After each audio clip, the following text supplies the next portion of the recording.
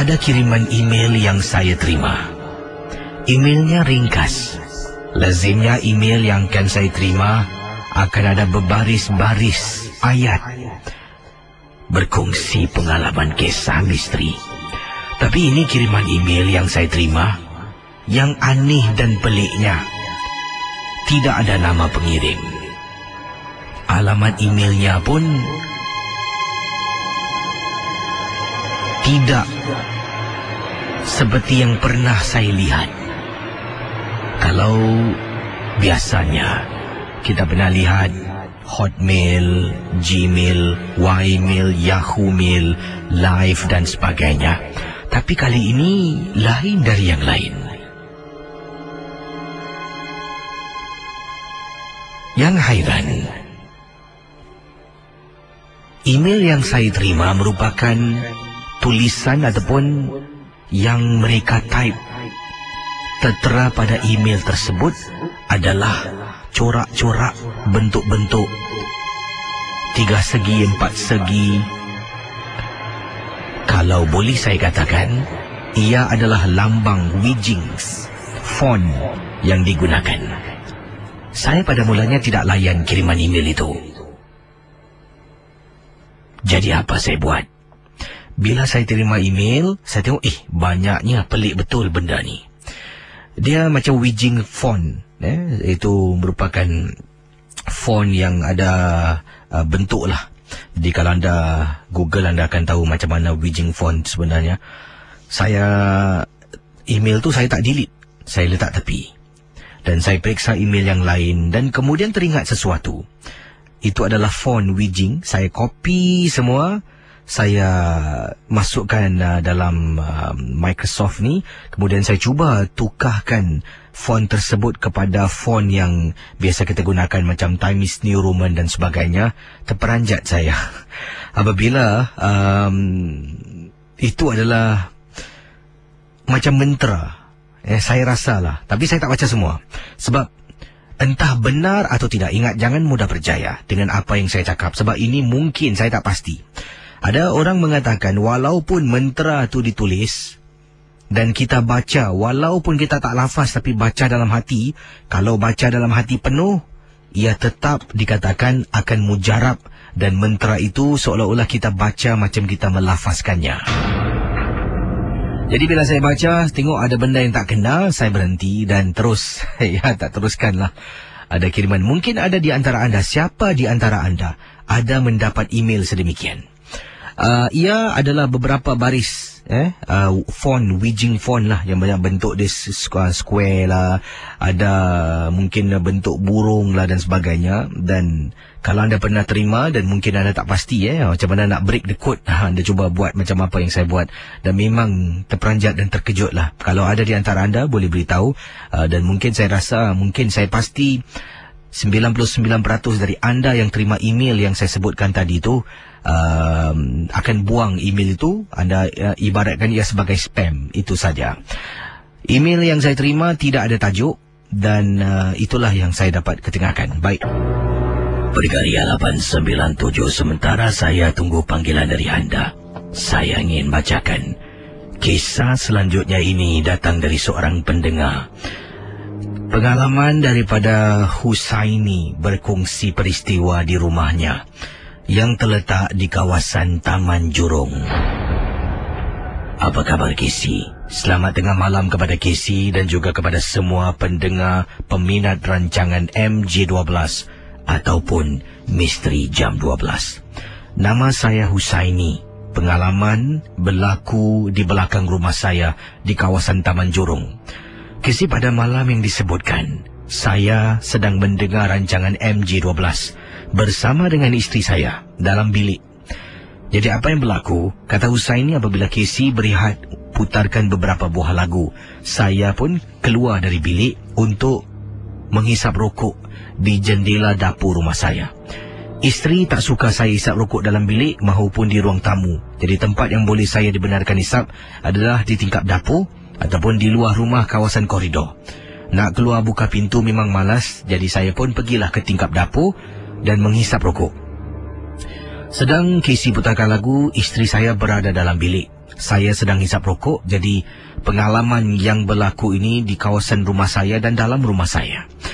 Saya bila sedang merokok, saya terperanjat apabila ternampak di belakang rumah ada seorang budak perempuan. Saya tak pasti budak tu Melayu atau Cina sebab agak jauh jarak.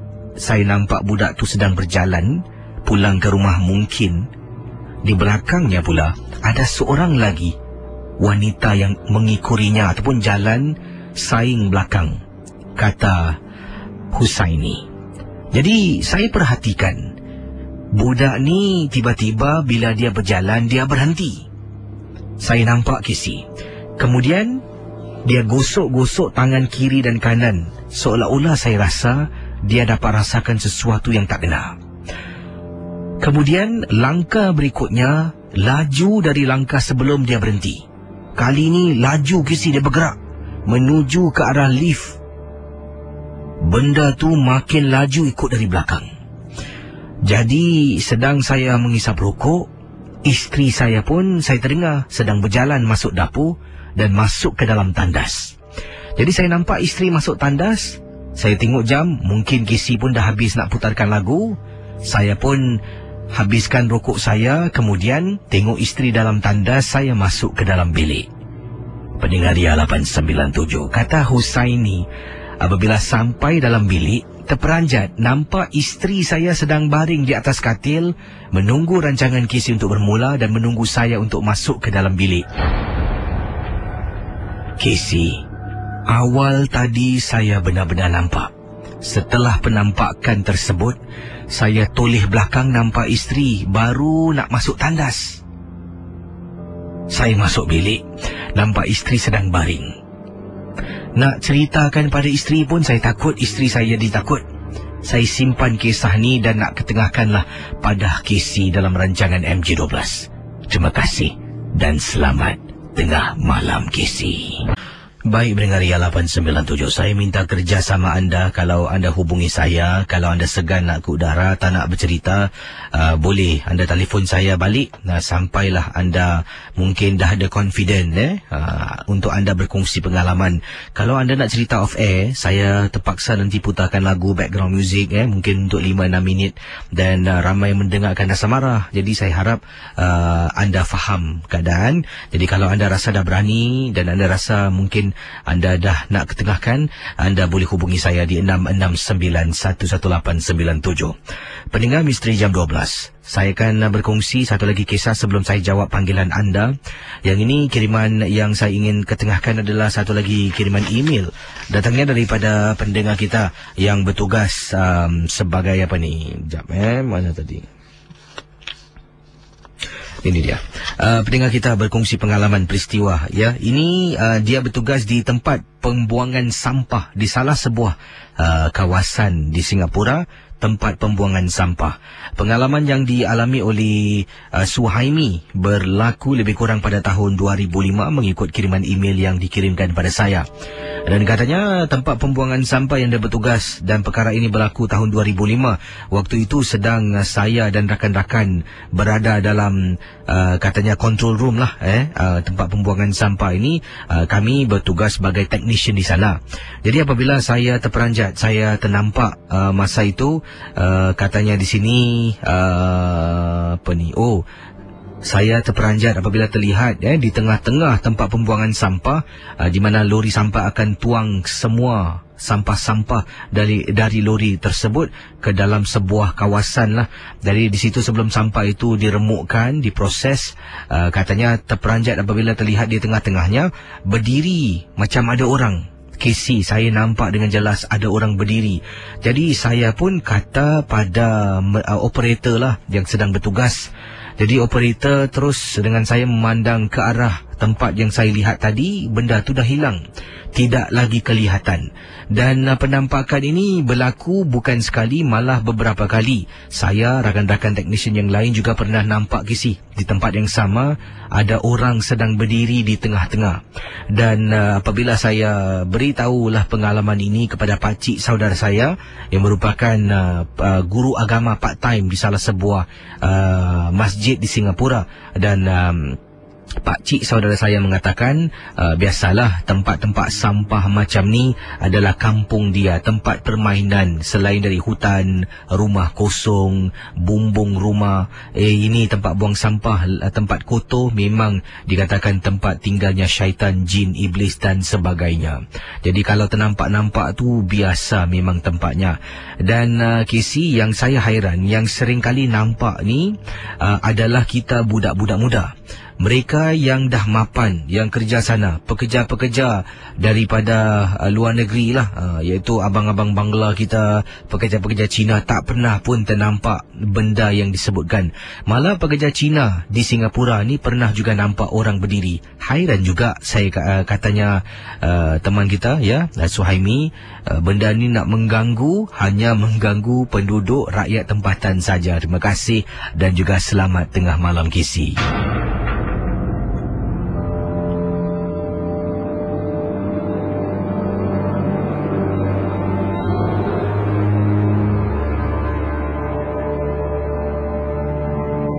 Kita ke hujung talian sekarang ini untuk berkongsi pengalaman dalam MG12. Hello, selamat tengah malam. Hello. Hai, siapa bercakap tu? Lina sini. Dan pengalaman anda ni tentang apa? Silakan. Okey, jadi ni kita sebenar daripada 3 bulan lalu.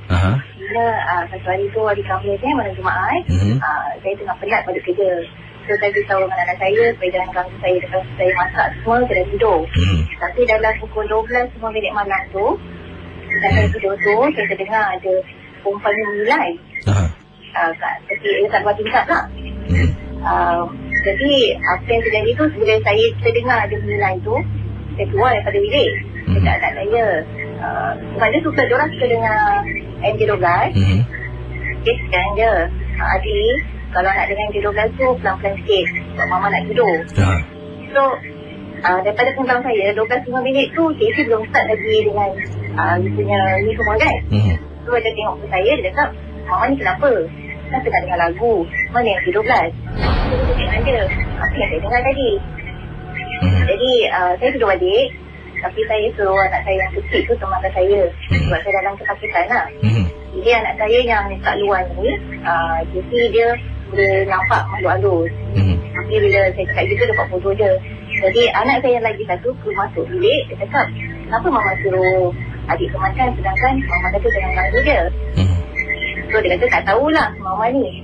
Jadi bila anak saya yang kedua tu masuk, dia nampak kat luar tingkap tu ada kakak cantik. So bila dia nampak tu, kakak cantik tu ternampak dia. Dia keluar daripada bilik saya tu, dia kejar kakak cantik tu sampai kat luar rumah lah. Jadi bila masa tu suami pun tak ada kat rumah. Jadi bila dah keluar tu, dia cuba cari. Tapi kakak cantik tu, because saya tinggal dekat sebelah. Jadi bila agaknya kakak cantik tu ternampak dia ternampak kakak cantik tu. Dia keluar tu, lepas tu dia terbang. Lepas tu tak tahu mana dia hilang. Tapi apa yang dia beritahu saya, anak saya yang nombor 2 dekat, dia dah pergi blok sebelah. Terus dekat dia, dah kalau dah pergi blok sebelah, dah tak payah buat apa lagi. Sebab saya sendiri dalam ketakutan, saya suruh dia masuk. Itulah pengalaman saya yang betul-betul tak pernah saya rasakan. Hingga sekarang pun saya masih rasa takut lagi. Dan untuk pengetahuan Casey, saya tinggal di daerah Emirati. Terima kasih ya. Baik, silakan hubungi saya 669-11897. Yang ini daripada siapa ni? Ini dia, Kak Ramlah berkongsi kiriman SMS saya terima dengan kodnya Kelab KLUB. Pendengar Ria 897. Apa khabar Casey, peminat rancangan ini? Nama saya Kak Ramlah. Tolong Casey bacakan mesej saya ini. Saya ingin berkongsi peristiwa. Kak Ramlah kata saya ni ada seorang cucu. Dan cucu saya kalau balik sekolah sekitar 7 lebih barulah transport akan sampai depan rumah. Waktu tu katanya Kak Ramlah tinggal di Tampines. Dan bila sedang tunggu cucu balik dengan bas sekolah yang akan mengantar tu, tunggulah di kolong blok bawah kolong blok rumah. Sedang duduk di kolong blok sekitar 7-10 minit kalau tak silap lah, yang tahu selepas jam 7 malam. Jadi sedang tunggu di kolong blok 7-10 minit malam. Pendengar Ria 897. Jadi apa yang berlaku sebenarnya pada Kak Ramlah? Tiba-tiba ternampak ada budak perempuan ni sedang berjalan menangis. Menangis Kisi. Dari satu sudut koridor di jalan dia nangis. Sampaikan dia berdiri betul-betul depan kakak. Kemudian kakak terus rasa macam tak sedap. Meremang bulu rumah Kisi. Jadi pendengar Ria 897, Kak Ramlah kata kakak pun bangun. Bangun dan pergi ke sebelah hujung blok. Ada satu lagi tempat duduk. Lihat beberapa minit sedang kakak duduk. Pam! Ada benda jatuh. Kisi, kakak nampak ada budak perempuan terjun dari tingkat berapa tak pasti, jatuh depan mata kakak Kisi. Perkara itu membuat kakak menjadi badi. Kisi, lebih kurang nak dekat 3 minggu kakak tak boleh makan. Makan pun tak rasa nikmatnya sebab rasa hati, rasa badinya semakin hari semakin melampau. Mayat budak jatuh depan kakak. Tapi kakak tak pasti, kata Kak Ramlah. Adakah yang jatuh terjun diri depan mata kakak tu budak yang menangis tadi sebelumnya? Kakak tak tahu. Sebab siapa yang nak pergi tengok muka orang terjun diri tu? Tahu-tahu otak dia terkeluar ke berdarah ke? Tak sanggup kakak nak buat. Jadi apa yang berlaku, kakak pun tinggalkan kawasan kolong blok, pergi dekat ujung, nampak bas sekolah cucu datang. Kemudian ramai orang dah mula berkumpul. Orang pun telefon polis. Kakak tak nak masuk campur. Kakak terus pimpin tangan cucu naik atas. Bila cucu balik mandi, anak-anak 2 orang lah, anak dengan menantu masih bekerja. Kakak tak boleh rasanya tenangkan fikiran. Sampaikan cucu berbual dengan kakak pun kakak kadang-kala macam termenung. Dan gangguan emosi ini berlaku selama lebih kurang 2-3 minggu, kata Kak Ramlah. Dan kakak rasa kalau ingat-ingat balik lah, mungkin yang kakak nampak menangis tu mungkin Corin kepada budak yang terjun diri depan mata kakak. Terima kasih Kisi. Okey, pendengar Ria 897, di sini ada kiriman yang saya ingin sempurnakan. SMS daripada siapa ni kejap pendengar kita bernama ini dia. Kalsom kata, apa khabar Kisi? Khabar baik. Kata beliau, saya dengan suami ni baru saja balik cuti. Wah, 2 minggu tahu kami bercuti ke Indonesia. Dan katanya Kalsom, kami telah pun menetap di 2 buah hotel yang berbeza. Dan satu merupakan motel, satu adalah hotel. Motel yang kami menetap ni cukup menarik. Motelnya bertemakan misteri. Dan katanya motelnya bertemakan misteri. Dan masuk saja dalam hotel tersebut memang gelap, sunyi tempatnya, dan dikatakan biliknya memang cukup menarik sangat-sangat. Dalam bilik tersebut ada TV, dan TV-nya hanya memutarkan filem-filem seram Inggeris, juga filem-filem seram Indonesia, dan juga filem-filem seram dari Asia seperti Jepun, dari Korea dan hantu Thailand. Jadi kalau Kisi buka, tak ada cerita lain, cuma ada satu saluran berita dan juga satu saluran tempatan. Yang lainnya semua berkisahkan filem-filem seram. Dalam motel yang saya dengan suami tinggal ni sebenarnya telah pun direkomendasikan oleh sahabat suami bila kami bercerita tentang kami pendua penggemar rancangan MJ12, dan dia pun tak pernah dengar sebenarnya. Tapi dia bila ditanya nak tak cuba, jadi dia pun menunjukkan kami ke motel yang disebutkan. Memang menyeramkan, dan katanya di sini cuba anda bayangkan tinggal di motel yang bertemahkan misteri dan seram. Jadi motel tersebut agak kecil, dan tandasnya adalah tandas yang dikongsi. Dikatakan di sinilah shared toilet ataupun tandas umum lah. Jadi dalam bilik motel tersebut tidak ada tandas. Kalau nak pergi tandas kena keluar dari bilik. Dan kebetulan nasib baiklah tandas itu jaraknya hanya 1 bilik jauh daripada bilik hotel ataupun bilik motel kami. Jadi malam hari bila suami dah berdengkur, jadi suasana tu rasa seram Kisi. Memang seram. Apa tak bila buka pintu dekat koridor sepanjang-panjangnya gelap. Lampu hanya lampu oren yang samar-samar bercahaya menerangi koridor yang gelap gelita. Jadi bila keluar nak pergi ke tandas, terperanjatlah apabila ternampak ada patung ni berpakaian macam nurse. serbah putih, sedang berdiri betul-betul tepi pintu tandas.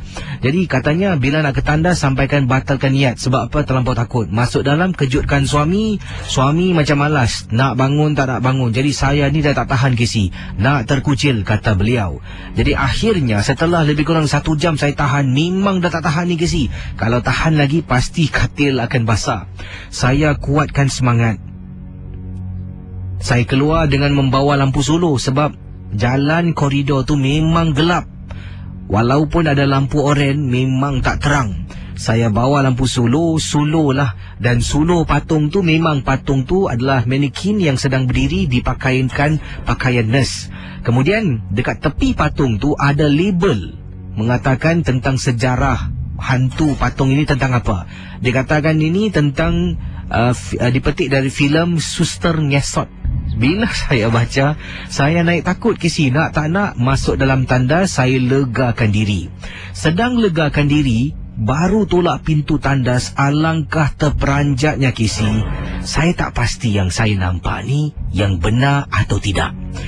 Terperasan ada seorang jururawat berpakaian sama macam tadi sedang cuci tangan Casey depan mata saya. Saya keluar, tutup balik pintu tandas, menggigil ketakutan meremang bulu roma. Saya cuba menjenguk dari bawah, kemudian tak nampak apa-apa. Saya tolak pintu tandas keluar, saya jalan perlahan-lahan. Patung manekin jururawat tu masih lagi berdiri depan pintu tandas. Saya tak pandang pun, jalan laju masuk ke dalam bilik. Sampailah keesokan harinya. Nasib baiklah kami hanya bermalam di sana untuk 1 malam saja untuk rasakan motel bertemakan misteri dan seram. Saya nak tanya anda lah, kalau ada motel macam tu di Singapura, anda nak tinggal tak? Ataupun kalau anda nak keluar pergi tandas, anda ternampak ada patung manekin yang dipakaikan macam jururawat, mungkin seram wajahnya ke, adakah anda akan keluar seorang-seorang walaupun nak terkucil?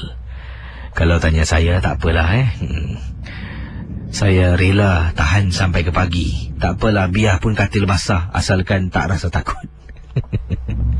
Wah, dan boleh anda beritahu saya tak di manakah motel yang anda sebutkan tadi Mungkin satu hari nanti saya nak ke sana ke, buat rakaman ke. Wah, seronok juga jarang dengan motel macam ni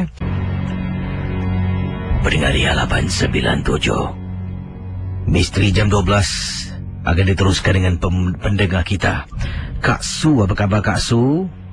Baik. Kak Su buat panggilan dari mana Kak Su? Pada BB Bukit Batu. Dan Kak Su dengar tadi tak kisah tentang motel yang bertemakan misteri? Tak ada dengar juga. Ayolah, Kak Su nak pergi motel tu, tinggal sana 1 malam? Cubalah kalau berani. Baik, Kak Su ada pengalaman katanya tentang gangguan dalam rumah ke di telefon, bagaimana ni? Silakan. Dalam rumah pun telefon pun je. Silakan. Okey, rumah Kak Su ni memanglah Kak Su memang pernah nampak lembaga hitam lah. Macam pernah macam tengah waktu dalam pukul lebih dah lama lah. Sejak tinggal sini dah 6 tahun Tapi selalu Kak Su macam tak ambil kisah lah, ini semua lah. Kita tak perlu takut, bukan cakap bersalah. Pasal ini rumah kita lah, kita mesti melawan balik kan. Tapi sejak kebelakangan ni pula macam gangguan telefon lah. Bila Kak Su telefon dalam pukul 1 lebih gitu nanti ada bunyi ketak-ketuk je. Lepas tu dia putus-putus tau. Nanti telefon lagi lah. Tapi dalam masa setengah jam berbunyi lagi benda tu. Lepas tu putus. Yang herannya kenapa waktu malam je. Waktu siang tak ada. Dan Kak Su pernah tidur, ada gangguan seseorang tidur sebelah kakak. Pasal kakak ni single mother. Jadi kakak tu sekarang kadang-kadang berbual dengan kawan tu, kawan sampai takut lah. Tapi tak tahulah kenapa lembaga hitam tu apa dia nak adakah dia nak temankan Kak Su? Sebab Kak Su ni seorang, entahlah, tak tahulah. Jadi gangguan ni masih berterusan lah? Masih berterusan. Bila setiap kali berbual di telefon mesti ada bunyi gangguan Dan gangguan berbunyi ketak-ketuk, lepas tu nanti putus. Oh, gangguan dalam telefon lah, bukan dalam rumah? Kadang-kadang kakak rasa macam seram lah gitu. Macam ada seorang jalan kan. Macam seolah-olah dia tak kasih kakak berbual kat telefon tau. Dia macam mengganggu tau. Mungkin kita boleh tanya pendapat pendengar Ria. Terima kasih Kak Su ya. Okey, kembali. Baik. Pendengar Ria 897, saya akan terus berkongsi pengalaman peristiwa. Yang ini ada pendengar kita bernama siapa ni kejap. Atika. Atika kata, apa khabar Bang Casey? Khabar baik. Atika adalah seorang peminat rancangan Misteri Jam 12 dan saya juga adalah seorang pelajar dari salah sebuah politeknik di Singapura. Atika ingin berkongsi waktu tu Atika balik dari sekolah ni sekitar 10 malam kerana nak habiskan projek akhir tahun dengan rakan-rakan sekolah yang lain. Jadi dalam perjalanan di kolong blok ternampak ada seekor kucing. Kucing ni dari jauh Atika nampak Kisi, dia lari kemudian dia panjat pokok sampai ke atas. Jadi Atika nampak laju Kisi, lari di hadapan saya, kemudian kucing itu terus memanjat pokok sampai ke atas. Jadi bila Atika lalu depan pohon tersebut, boleh pula nak mendongak ke atas, alangkah terperanjatnya Kisi apabila ternampak macam susuk tubuh manusia, tapi tak tahulah orang ke bukan, sedang duduk di salah satu dahan pohon tersebut memerhatikan saya yang sedang berjalan. Jadi saya mula terasa yang tadi nampak kucing ke bukan. Bila ada ternampak benda tu, perasaan takut ni semakin menjadi-jadi. Atika pun fikir 2-3 kali sebab rumah tingkat 3, nak naik lift, naik tangga 10 lebih seorang-seorang Kisi. Kemudian tinggalkan lift, terus naik tangga sampai atas. Memang beremang bulu rumah, tapi ternampak sesuatu yang menyeramkan tadi. Sekali pandang macam kucing hitam, agaknya mungkin bukan ataupun kucing jadi-jadian. Terima kasih kembali. Yang ini pendengar kita berkongsi daripada siapa ni? Hamzah katanya, Casey, tentang motel yang Casey sebutkan awal tadi, saya rasa pernah dengar tentang motel tu. Dulu ada laman internet yang mempromosikan motel yang disebutkan. Tapi sekarang ini saya tak pasti sebab tadi cuba Google dan cari, tidak ada lagi di internet.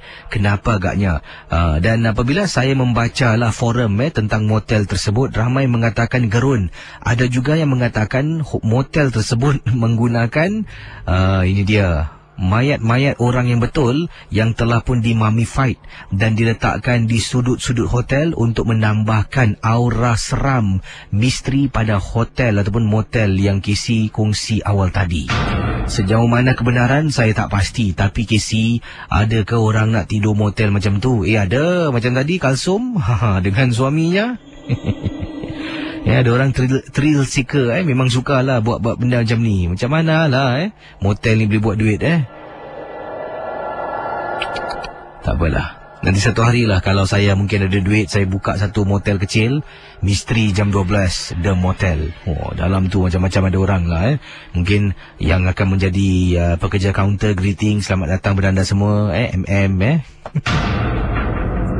Kemudian room service. Siapa anda rasa patut jadi room service? Ada manager mungkin Uber jadi manager. Ini kira watak-watak famous dalam MJ12 lah. Mengendalikan motel MJ12.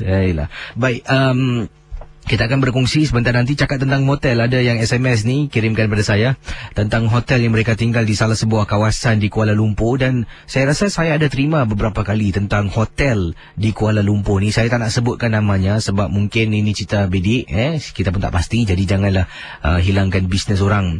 Jadi tapi beberapa email yang pernah saya ketengahkan sebelum ini juga berceritakan tentang hotel ini, dan ada juga pendengar-pendengar pernah SMS pada saya, Kisi, adakah ini hotel yang ni? Saya tak boleh katakan ya atau tidak, tapi sama tempatnya.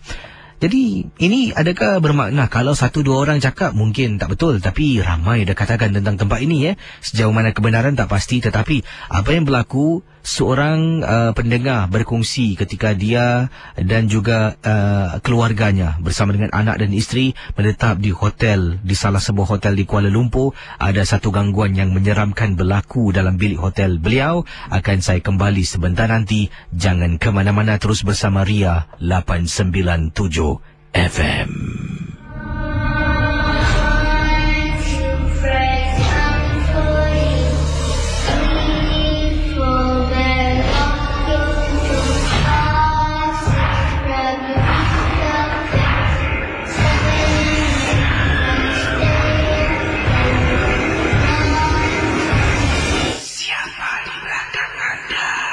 Okey teman, Ria 897, kita kembali dengan kisah-kisah anda dalam rancangan Misteri Jam 12. Awal tadi kisah yang diketengahkan tentang beberapa hotel yang dikatakan hotel tu saya tak rasa berantu. Motel bukan hotel. Motel tadi tu saya tak rasa berantu.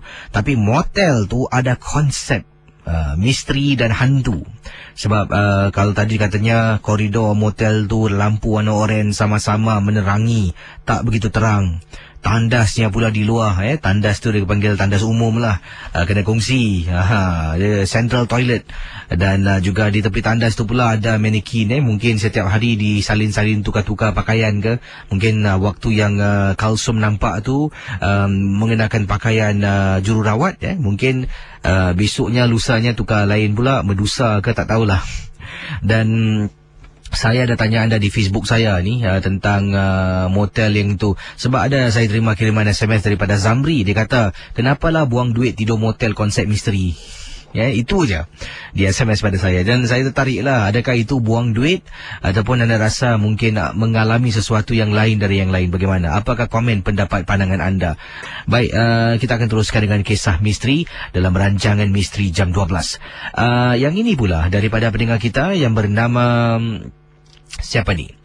Okey, ni dah baca. Oh, ini dia. Ini dari Amran, kata, Bro Kisi, saya rasa saya pernah terima kiriman email yang Kisi sebutkan, yang ada apa ni? Oh, kotak-kotak macam ada bentuk-bentuk, tapi saya anggap ia sebagai satu spam sebab saya tak tahu sebenarnya apakah email tersebut. Lain kali kalau saya dapat email yang sama, saya akan cuba buat apa yang Kisi sarankan. Dan ada yang suruh saya postkan email yang saya terima. Saya tak nak post. Sejauh mana kebenaran saya tak pasti. Tapi yalah, lebih baik kita mencegah daripada kita mengubati kan. Nanti buat saya post, awak pergi baca, satu kali punya satu rumah kena dah satu hal lagi kat sini. Tak apalah, yang dapat terima lain kali ada kiriman email yang pelik-pelik, ada bentuk-bentuk macam tu, anda boleh cuba buat apa yang saya buat lah. Dan memang terperanjat apabila ternampak, terbaca tu macam seolah-olah ada mentera di sebalik email yang saya terima. Kiriman-kiriman yang lain akan saya ketengahkan, tapi sekarang ini 66911 897. Kita teruskan dengan pendengar kita. Hello, selamat pagi Awi, apa khabar? Assalamualaikum. Dan Awi buat panggilan dari mana, Awi? Saya buat panggilan dari Bukit Batok. Dan Awi ada pengalaman tentang apa, Awi? Silakan. Saya ada pengalaman mengenai pada diri saya sendirilah. Silakan. Waktu itu rumah saya di Bukit Batok. Waktu tu saya baru pindah rumah. Jadi pada waktu tu saya ingat macam tak ada apa-apa lah. Rumah ni waktu saya pindah tu, rumah ni waktu orang India. Jadi pada saya dengar daripada dalam rumah tu, saya ingat tak ada apa-apa. Jadi saya rasa macam kata rumah ni kira waktu saya pindah tu tak ada apa-apa. Jadi dalam lama-kelamaan tu bila saya dah duduk sini hampir sebulan, baru saya dapati rumah saya ni macam ada seseorang dalam bilik saya. Jadi bila waktu saya keluar pergi kedai ke mana kan, tiba-tiba saya rasa dekat bilik saya tu macam ada orang.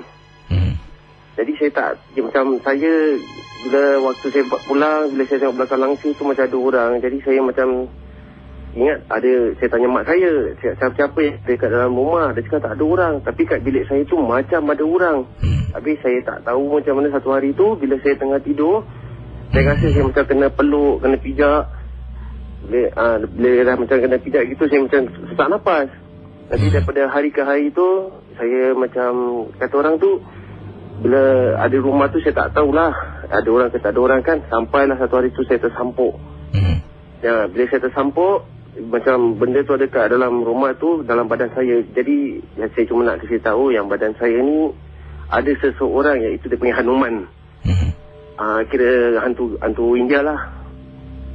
Yang menyerupai apa yang kata Hanuman tu apa, dia rasa seekor monyet dalam rumah ni. Habis saya panggil orang yang mana boleh berubat kan, datang jumpa saya untuk berubat. Dia kata rumah ni belum ada buat apa-apa lagi, jadi dia sekarang masih ada dalam rumah.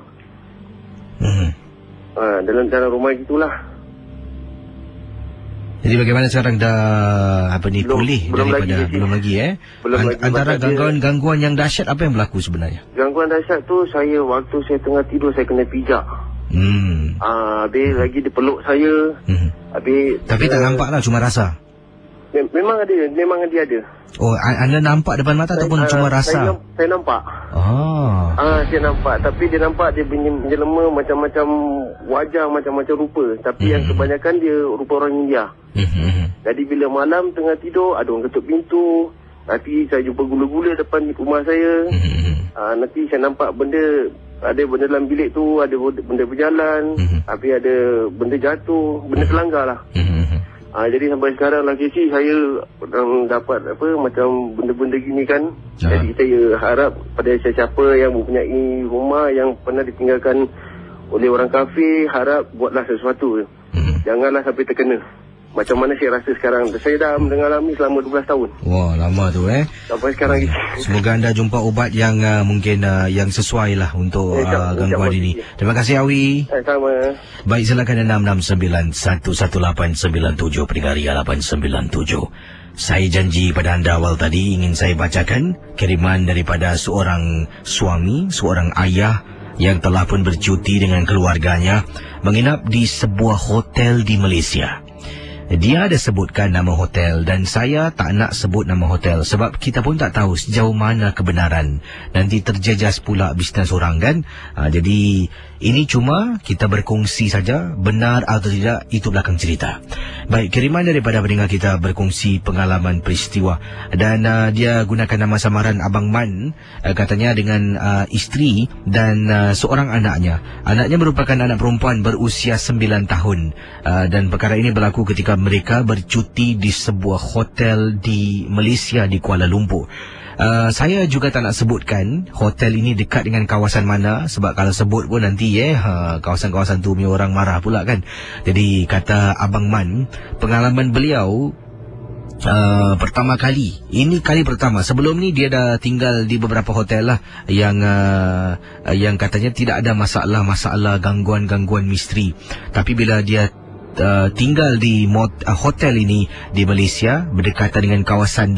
ni, dia katakan malam yang pertama dia isteri dengan anaknya. Jadi isteri dengan anaknya yang 9 tahun tidur di atas katil, satu katil. Jadi beliau ni telah pun meminta satu lagi tilam lah untuk diletakkan. Jadi dia tidur di sebelah, ada satu tilam ni dia letak di atas lantai, dia sedang baring dan di sebelahnya merupakan balkoni hotel tersebut. Sedang mereka dah nak lelapkan mata sebab esok pagi akan ke sana sinilah untuk mendapatkan tenaga yang mencukupi, tidur yang mencukupi. Jadi Abang Man kata, saya pun sedanglah channel hopping, sedang tengoklah saluran itu, saluran ni. Isteri saya cuba menjenguk. Jadi saya dah baca menderas kisahnya. Saya cuba terangkan pada anda cara anda lebih memahami keadaan. Jadi anda bayangkan sekarang dalam bilik hotel tersebut ada katil dan di atas katil tu tidurnya isteri dan anak berusia 9 tahun. Satu katil. Abang Man dengan tilam. Tepi katil tu diletakkan satu tilam. Jadi Abang Man dengan katil isteri sebelah-sebelah tu, tilamnya rendah, katil isterinya agak tinggi sedikit lah. Jadi bila dia menjenguk, maksudnya dia baring, dia bangun, duduk. Dalam keadaan duduk dia tengok anak dengan isteri dah tidur, dah nyenyak tidur. Jadi dia pun baring balik, dia channel hopping lah, tengok saluran, mungkin beberapa saluran lah di seberang tambak. Jadi setelah channel hopping dia tengok pun tak ada cerita yang menarik. Katanya Abang Man, saya matikan TV KC. Pendengar Ria 897 FM. Abang Man katakan saya matikan televisyen. Dan kali ini pula,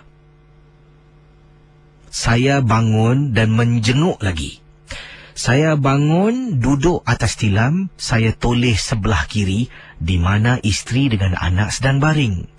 Casey, apabila saya jenguk, tepi anak saya ada perempuan tengah baring, Casey.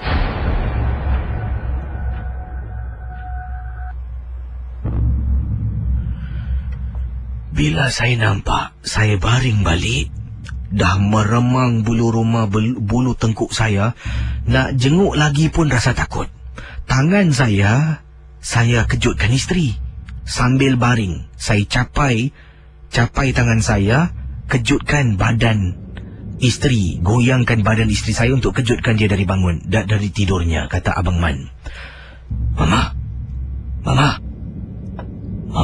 bangun, Ma. Isteri bangun. Apa bang? Mama kejut Lisa, Isteri saya toleh. Abang. Isteri saya terperanjat. Casey, isteri pun nampak, tapi anak saya dekat hujung katil ada perempuan baring, Casey. Ya Allah.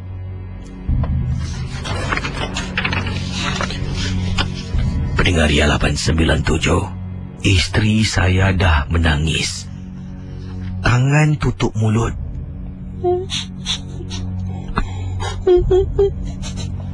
Ketakutan, saya baca Ayatul Kursi. Baca dan baca. Tiba-tiba nampak anak saya bangun. Anak saya yang 9 tahun tu bangun, turun dari katil. Saya terus berhenti membaca. Mama tengok Lisa, Jalan pergi ke tandas. Lisa. Saya panggil 2 kali, anak saya tak toleh. Saya kuatkan semangat. Saya bangun, duduk balik, tengok tepi anak saya, dah tak ada orang. Anak saya dah masuk dalam tandas. Isteri mulai takut. Saya bangun, buka semua lampu, Casey. Buka balkoni, buka lampu. Pendengar Ria 897. Tiba-tiba anak saya berdiri depan pintu tandas. Saya tepuk bahu, baru dia tersedar. Dia tersadar dan dia tanya kenapa dia boleh berdiri dekat situ. Dan tiba-tiba rasa hati saya tak sedap sangat. Malam tersebut, saya, isteri dengan anak kami bertiga tidur atas katil. Anak di tengah-tengah, isteri sebelah tempat tadi. Saya pula tidur, Casey, bekas tempat susuk tubuh wanita yang kami nampak. Casey, tanya pendengar-pendengar boleh tak tentang hotel ini di Kuala Lumpur? Adakah benar hotel ini memang berantai ataupun tidak, Casey?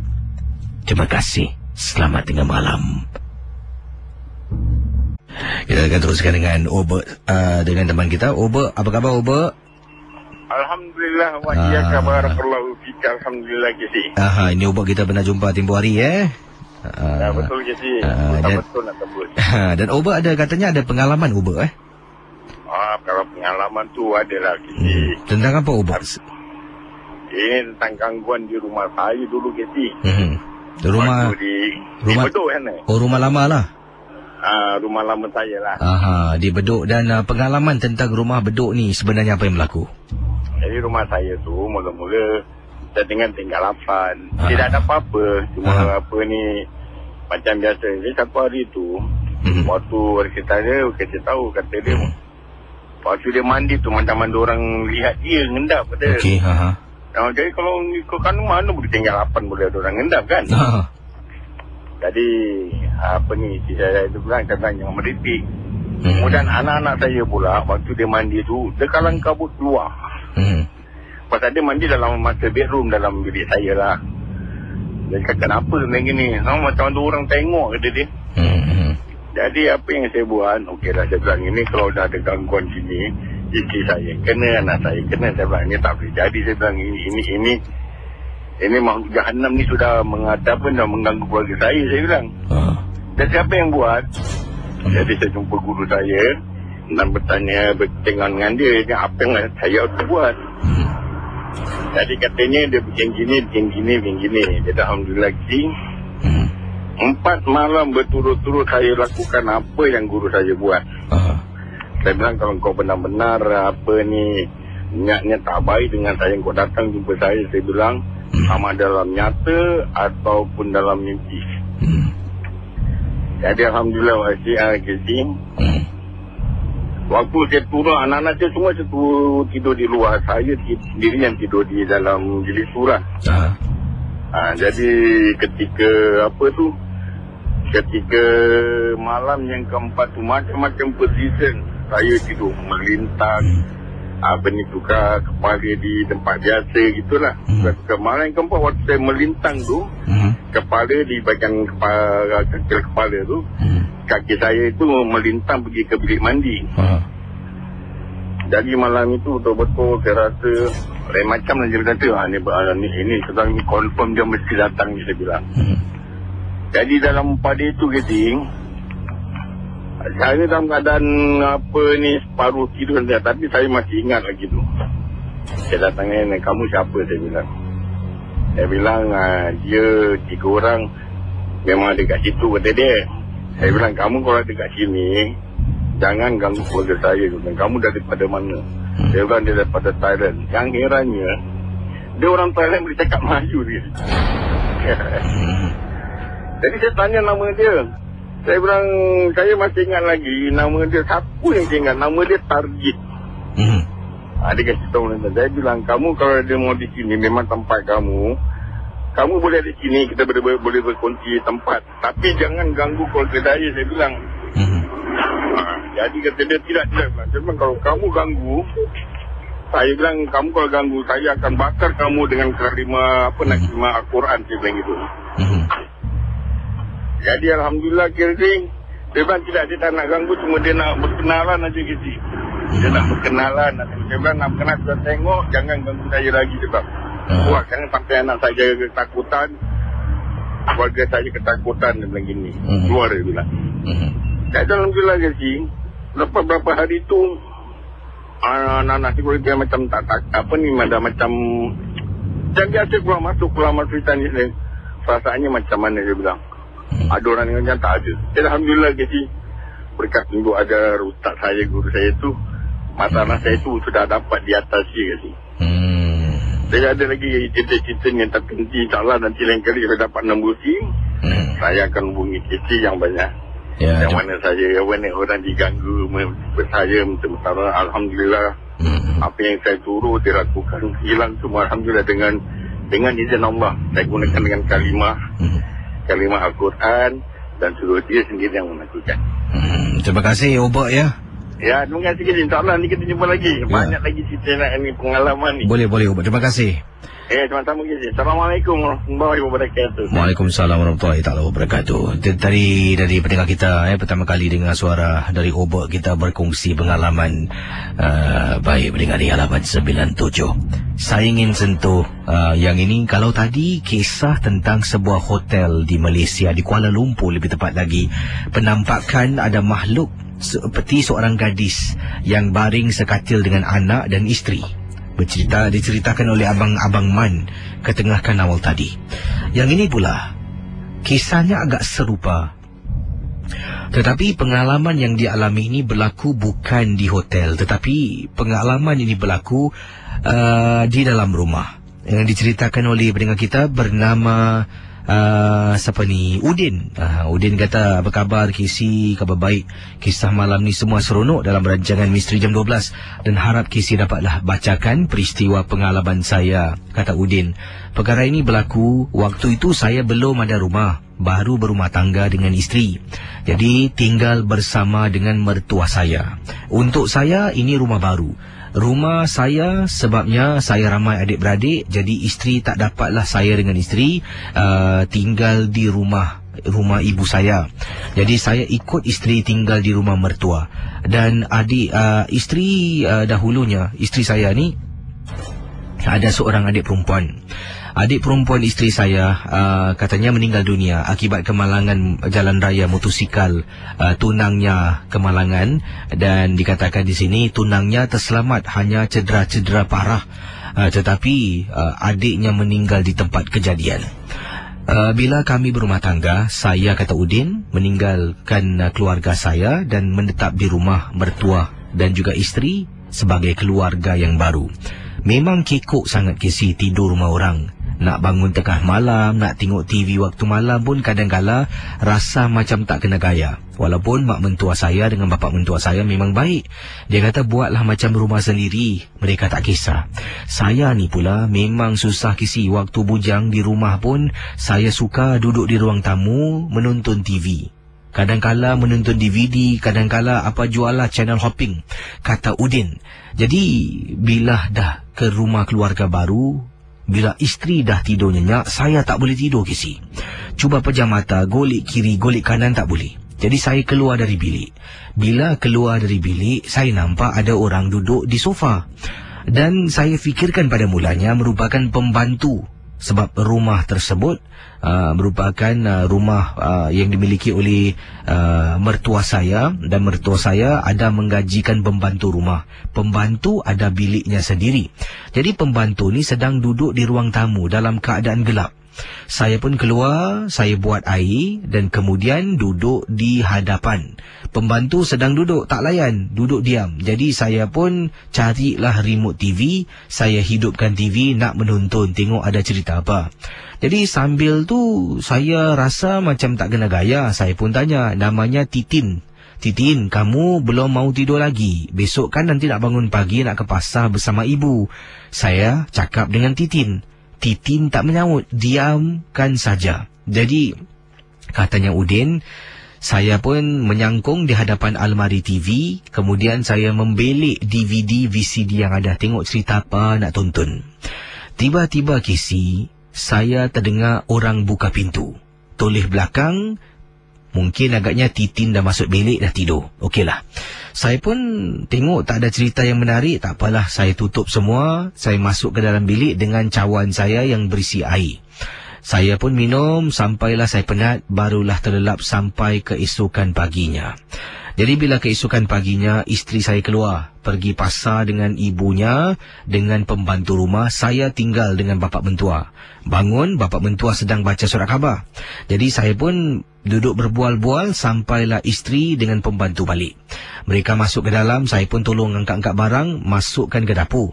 Jadi sedang kami berbuat demikian, saya pun berbual dengan pembantu. Titin, kamu apa sih semalam bangun tengah-tengah malam duduk di ruang tamu seorang diri?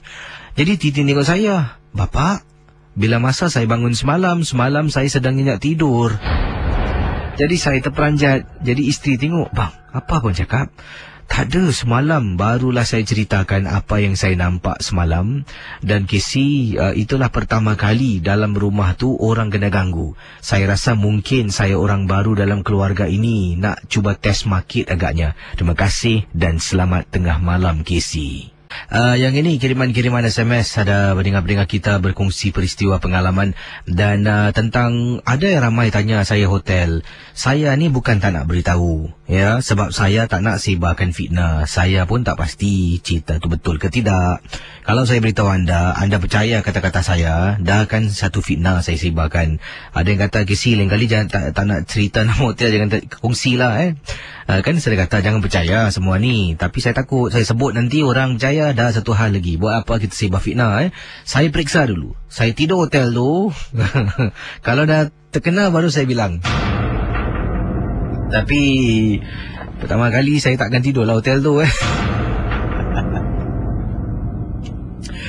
Ramai nak tahu. Okey, saya tak boleh beritahu nama hotel.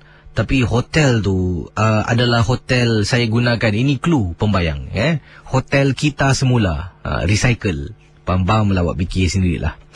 Ya, hotel recycle. Okey. Yang ini kiriman-kiriman SMS yang ada depan saya daripada Zawiyah berkongsi peristiwa. Assalamualaikum Abang Kisi, apa khabar? Khabar baik. Ini Zawiyah nak kongsi ketengahkan satu pengalaman peristiwa.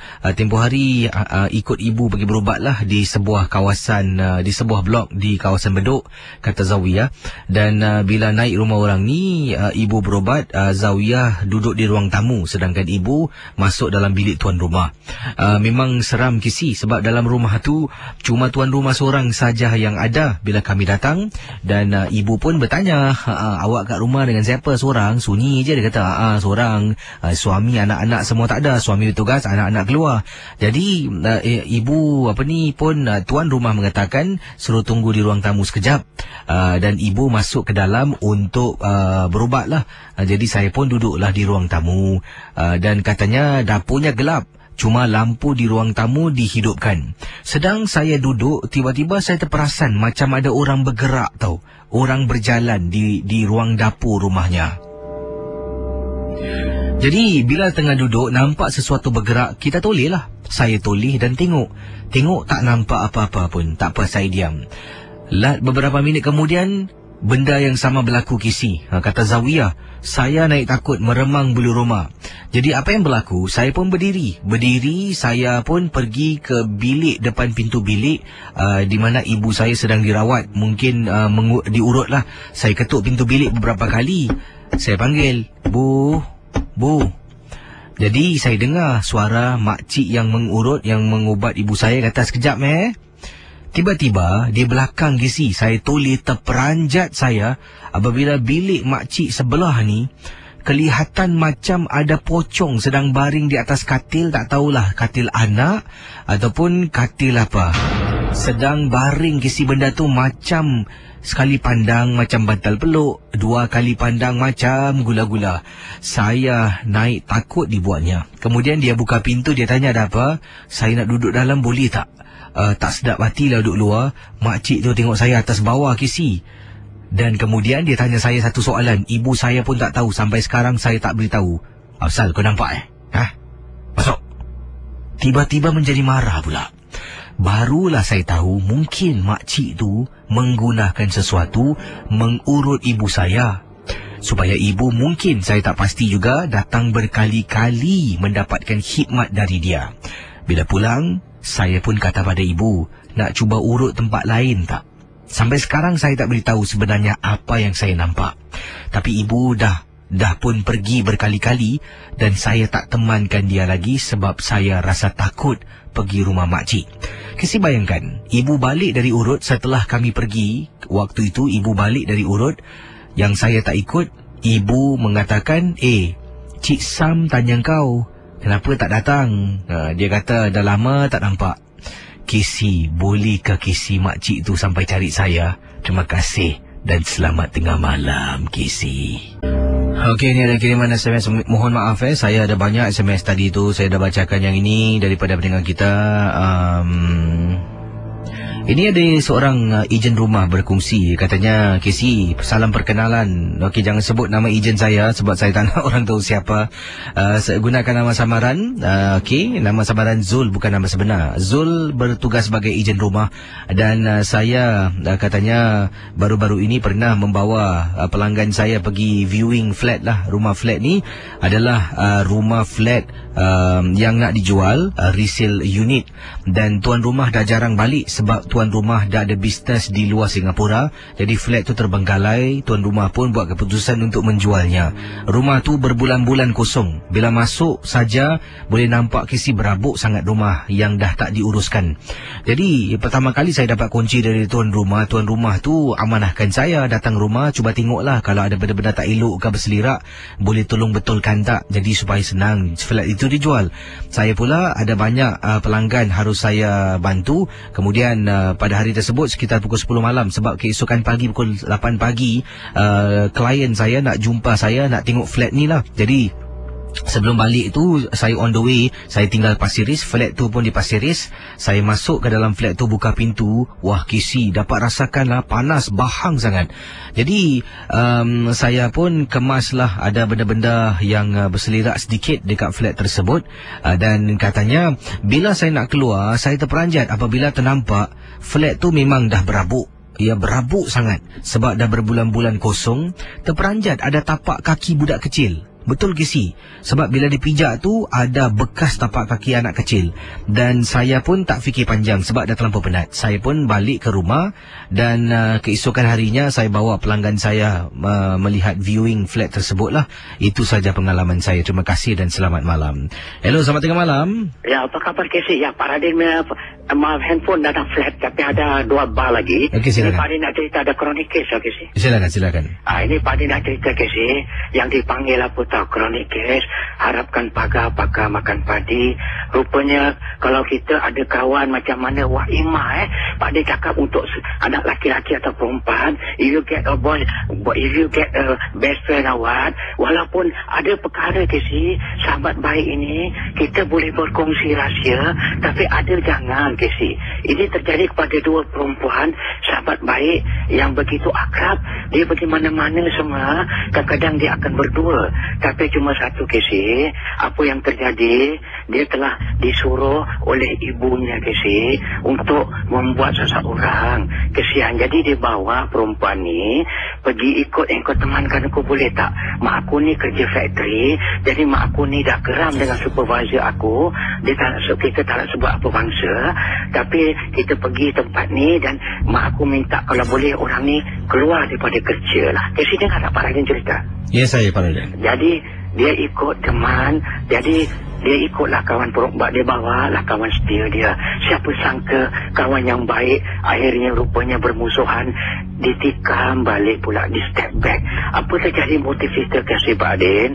Kalau kita Wak Imah, kita berkawan dalam dunia Casey, walaupun best friend pun Casey, orang yang paling banyak mengenal rahsia kita adalah kawan baik kita, dan musuh yang paling nyata yang akan tikam kita adalah kawan baik kita juga apabila dah jadi musuh.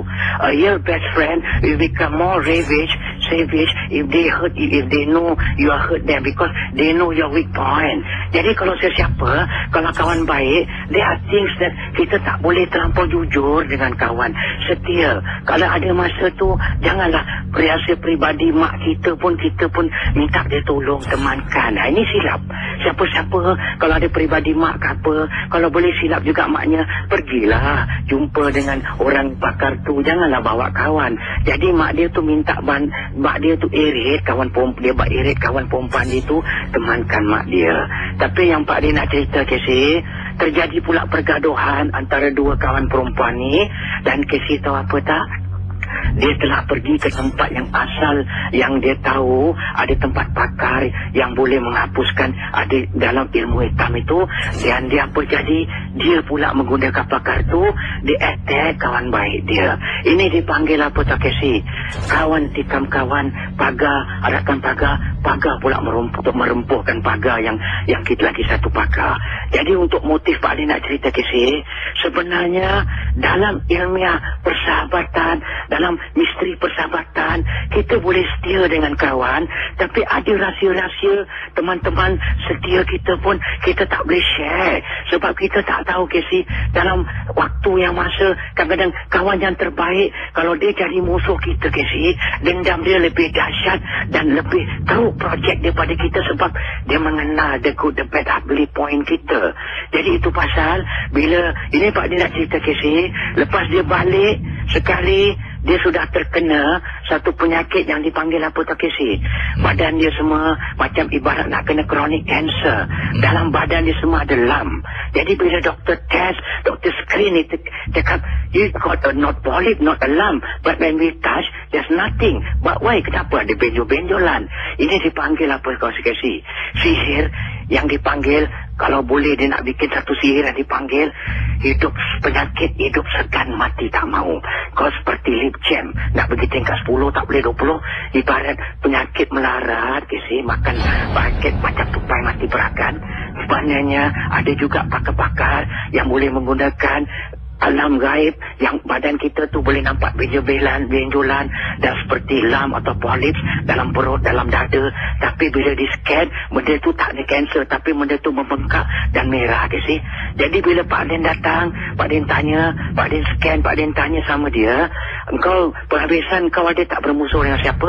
Saya tak ada bermusuh Pak Radin, tapi saya telah pun baru berputus sahabat setia saya sebab dia tergudis. Sebab apa? Saya berbual dengan boyfriend dia dekat telefon. Jadi dia tak terima ke si rupanya. Ada juga itu pasal Pak dia cakap, korang semua perempuan-perempuan, kalau macam your best, kau ingat semua kawan tu perempuan, your good girlfriend. Tapi rupanya tanpa sedar, dia chronic jealousy. Dia tak terima girlfriend baik dia ni pergi berbual sebab girlfriend dia terlepas cakap. Apa tahu, kau punya kawan ni, dia punya lover ni dengan lover dia, actually you punya kawan ni kadang-kadang suka berbual dengan jantan lain. Ini punca dia. Kerana mulut jantan binasa, kerana mulut badan binasa. Jadi itu pasal kalau kita bersahabat, wah imah kawan perempuan if you got your girlfriend, don't try to communicate with the girl punya boyfriend. Kadang-kadang kita terlajar, perahu boleh ditarik, terlajar perkataan buruk padanya. Sometimes kita tak tahu what kita cakap. Jadi laki-laki tu pergi bilang, pula setia, pula bilang dengan girl, katakan si L tu cakap, cakap, you ni mata keranjang. Kadang-kadang ada juga SMS jantan lain belakang aku. Dah, perempuan tu mengamuk, perempuan tu cakap kau nak hanya aku dengan kekasih. Dan terjadilah perang sihir yang di mana dia pergi tu Kesi, tempat yang sama yang mak dia bawa dia tu Kesi, yang dia bawa mak dia tu. Jadi dan akhirnya bila Pak Radin ubatkan dia baik, dan lam tu tak boleh. Mula-mula seperti bengkak dia tu tak ada, macam merayap-rayap, macam penyakit.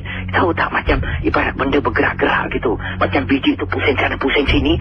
Sebenarnya itu sihir mantra yang kuat, yang kalau dia kena, maaf cakap, kalau dia kena dekat jantung will be a strike sudden heart attack. Kalau dia kena dekat brain will be a multiple massive stroke.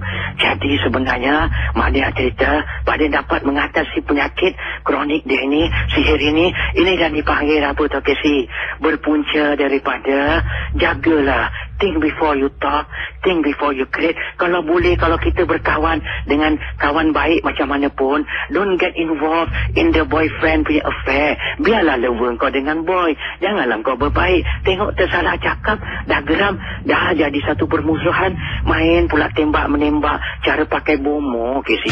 Tapi alhamdulillah, kes kronik yang agak unik ini dapat Pak Radin settle.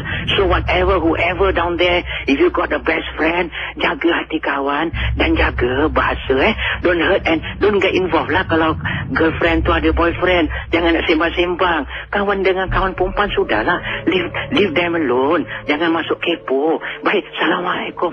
Apa khabar Ya, terima kasih Pak Radin. Ya, terima kasih. Bagi pendengar Ria 897, saya jumpa anda esok malam. Dan juga sebentar nanti rakan-rakan Ria, tak semualah, tapi ada seperti Hasan Saleh, bos Ria 897, Aura Syai, pengacara Fizau, saya sendiri dan juga Azlin Ali. Teman-teman yang lain akan berada di Woodlands Library untuk peringkat pusingan zonal bagi permainan ataupun kuis cepat tepat di Perpustakaan Woodlands. Acara ini bermula pukul, saya rasa 8 pagi kalau tak silap tapi saya akan datang agak petang lah. Nanti kalau anda ingin menyaksikan, boleh datang mungkin untuk tengok ke macam mana tu. Jadi kalau yang ada di sana, nanti saya akan berada sekitar pukul 2 petang, 3 petang macam tu lah. Jadi kena tidur balik ni, tidur dapat rehat. Dan jumpa anda esok malam dalam satu lagi episod Misteri Jam 12. Dan sebelum saya akhiri tugas saya ni, sekarang ini saya dalam proses dengan teman saya Al-Hafiz mengadunkan video untuk Pulau Ubin yang dalam proses pembikinan ni. Dan juga esok saya akan ketengahkan sesuatu dalam satu segmen yang dipanggil Misteri Hitam Kata Orang. Dan ini tentang santau, ya, yang ada saya terima beberapa kiriman email bertanyakan tentang santau, dan saya akan cuba dapatkan mungkin kalau ada anda di antara anda di antara mereka yang pernah disantau, santau angin, santau makan, santau apa, jual santau lah. Anda juga boleh kongsi dengan saya esok sebab ada satu kiriman email yang ingin saya ketengahkan berkaitan dengan santau. Jadi tapi yang terkena tu bukan beliau, yang kena santau tu adalah isterinya. Jadi akan saya kongsi lebih lanjut kisah ini. Jumpa anda esok malam.